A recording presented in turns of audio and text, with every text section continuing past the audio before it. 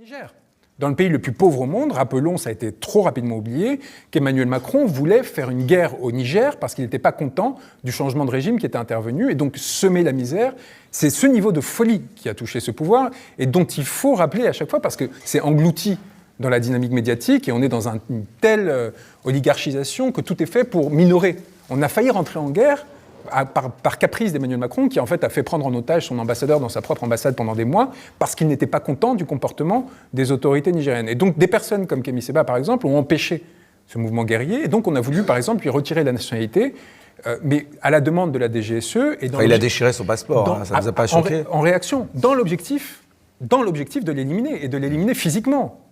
Parce que vous ne pouvez pas, à l'étranger, quand vous êtes la DGSE, tuer un citoyen français. Par contre, dès le moment que vous lui retirez la nationalité, donc on a réactivé une disposition qui avait été créée sous Daladier et qui n'était pas appliquée depuis plus de 50 ans, donc le signataire des accords de Munich, dans le but de pouvoir derrière l'éliminer. Ces choses-là sont arrivées en France en 2023, en 2024. Et donc quand vous retrouvez en barrière de protection face à ces gens-là, quand vous déjouez ce genre de piège, eh bien vous retrouvez un moment face non seulement à la mécanique d'État, mais à la mécanique politique qui l'alimente, qui, en fait, s'est montré, pendant cette période, prête à tout pour écraser tous ceux qui essayaient de représenter une forme de raison par rapport à la folie à laquelle on était prise. Donc évidemment, derrière, les conséquences sont lourdes, parce qu'il est très facile de convaincre la DGSI et la DGSE qu'en fait, vous seriez en train de jouer contre les intérêts de l'État français, alors que vous êtes en train de jouer contre les intérêts d'une clique et d'essayer de l'empêcher de mettre la France dans une situation encore plus grave que celle où elle se trouvait. Et donc, dans cette dynamique-là, évidemment, le nombre de pièges, de violences, de procédures, y compris physiques, qui se sont abattus contre moi et contre nous, contre notre entourage,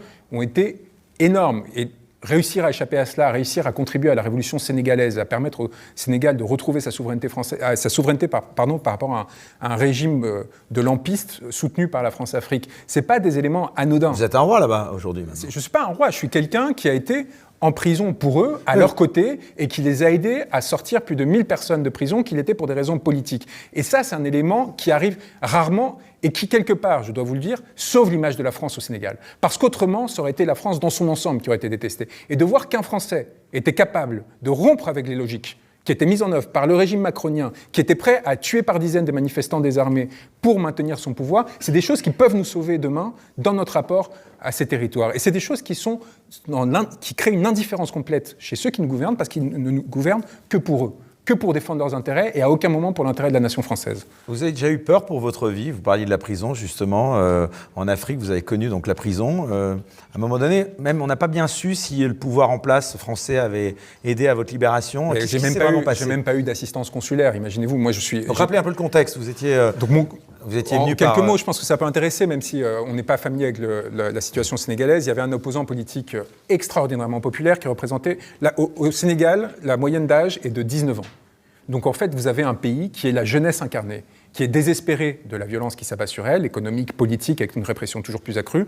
N'oublions pas que le régime ami d'Emmanuel Macron a fermé pendant 6 mois les universités là-bas, par peur des mobilisations politiques. Comment voulez-vous que les gens ne prennent pas des barques et cherchent à venir en France pour fuir ces territoires-là, quand vous êtes en train d'organiser leur destruction, la destruction de leur avenir? Donc il y avait une alternative qui était soit cette sorte de fuite de la misère avec les vagues qui arrivent en Europe, avec les morts que ça génère, avec les déstructurations que ça génère aussi sur notre territoire, ou à l'inverse, essayer d'aider ce qui est là-bas considéré comme le camp souverainiste, un souverainisme qui là-bas est qualifié de gauche, parce qu'il y a un certain nombre de progressisme, même s'ils sont conservateurs sur un certain nombre de sujets sociétaux, soit les aider à récupérer leur souveraineté, à se libérer de cet étau que la France alimentait. Je vous rappelle que le candidat au pouvoir a été reçu par la France juste après son élection pour justement l'introniser à Paris. C'est comme ça que ça se passe encore dans ces espaces-là.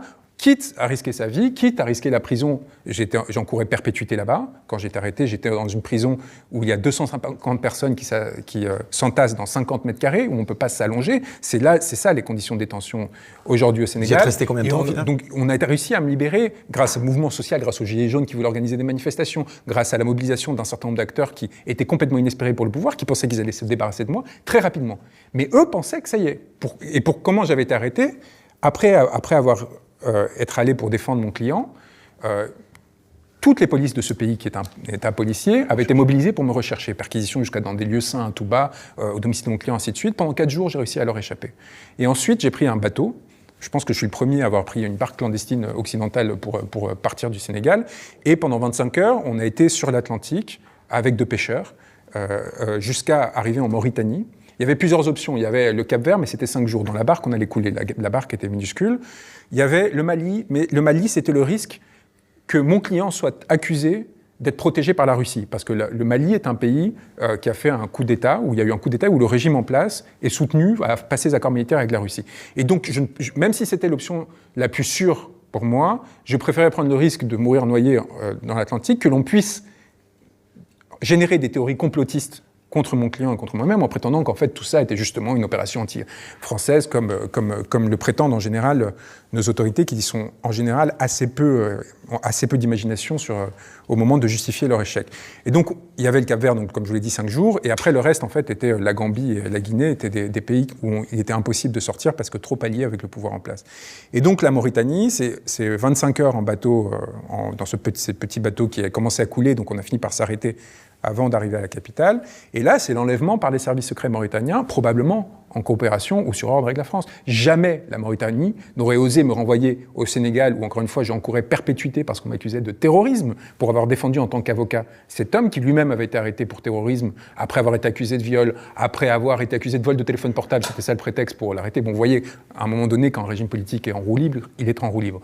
Donc, jamais les autorités mauritaniennes m'auraient cagoulé, menotté et renvoyé à 300 km de là où j'étais, après m'avoir enfermé dans des geôles des services de renseignement, de la sûreté, de la sécurité générale, sans l'approbation, l'autorisation, voire l'incitation des autorités françaises. Ce qui n'était pas calculé, c'était l'ampleur de la réaction sociale au Sénégal, mais aussi en France, qui a fait que la façon de se débarrasser du problème Branco, en fait, n'était peut-être pas la juste, et qui a fait qu'au bout de 4 jours, le pouvoir sénégalais, suite à des interventions notamment des gouvernements portugais et espagnols au niveau des chefs d'État, c'est à ce niveau-là que ça s'est joué. Parce que là-bas, on protège ses ressortissants, quelles que soient les idées politiques qu'ils défendent.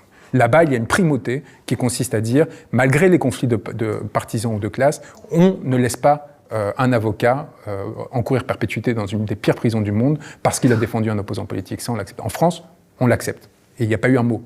Pas eu un mot du gouvernement français sur cette affaire. Il n'y a pas eu un mot du gouvernement français sur les 60 morts des gamins, parfois de 13 ans, qui ont été tués à balles réelles par les autorités sénégalaises pour essayer de préserver leur clampin qui a été recruté, au contraire, par l'Élysée. Comme envoyé spécial du Forum pour la paix, une de ces inventions diplomatiques ridicules de Macron, après ces massacres, et qui aujourd'hui est un employé de l'Élysée. C'est dire le niveau d'intégration entre ces régimes politiques. Et donc lutter contre ça, c'est non seulement, évidemment, se battre pour la souveraineté du peuple sénégalais, c'est leur permettre d'éviter ces spirales de misère qui les poussent à fuir de façon massive leur pays, et c'est aussi se battre pour permettre à la France de préserver un minimum de dignité et de respect au sein de ces territoires où nous avons, ces dernières années, ces dernières décennies, plutôt pas brillé par notre intégrité.